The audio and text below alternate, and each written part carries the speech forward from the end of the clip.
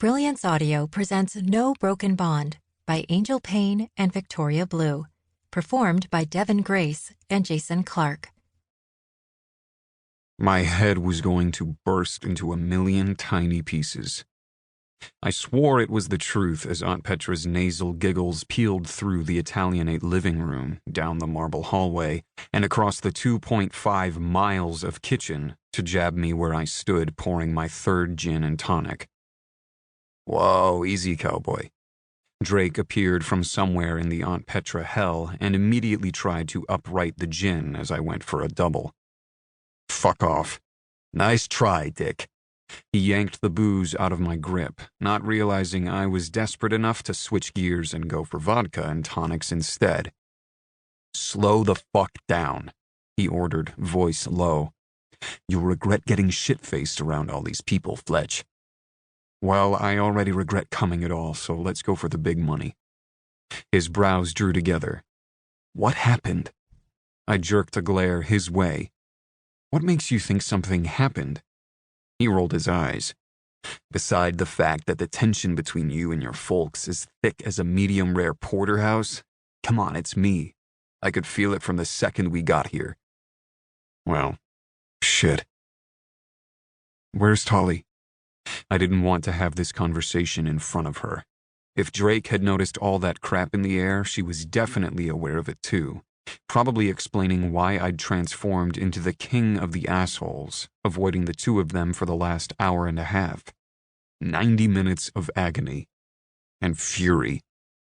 Ever since Mom's lovely little comment murmured just beneath her breath as soon as she and I had been within earshot of each other.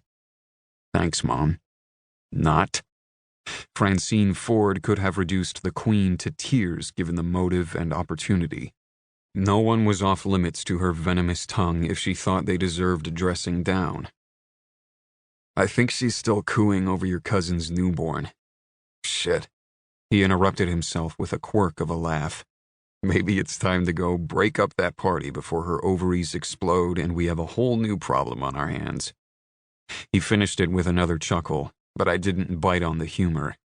Didn't stop me from noticing how his eyes sparkled as he made his way back to the living room. Yeah, I'd really just thought that. His sparkling eyes. But he'd given me an awesome thought to chase for a minute. Our woman with a round belly, swollen breasts, glowing skin, and shining hair.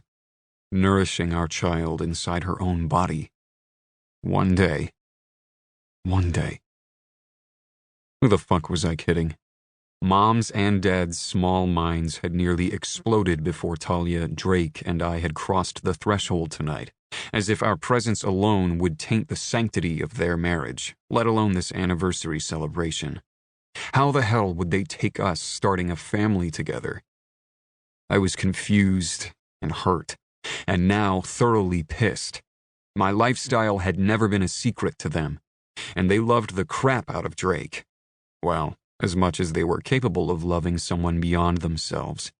My father had always delighted in hearing details of our escapades, as he called them, but maybe that explained it all too neatly. Maybe Dad had actually just given the cause lip service. Maybe he thought we were young and sowing our wild oats, getting certain predilections out of our systems, and that we would eventually settle down into more traditional relationships. Not anymore. In the 3.5 words he'd spoken to me tonight, Dad's new viewpoint was clear. He was in Mom's camp about this and staying there. What a difference a real relationship made. When Drake, Tolly, and I laid out our ultimatum to Natalia's parents last summer, I'd never suspected we'd be set for a repeat performance of Judgment from my own.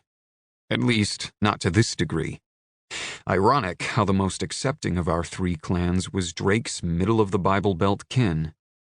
So much for stereotypes. Or my ability to read the minds and hearts of my own family.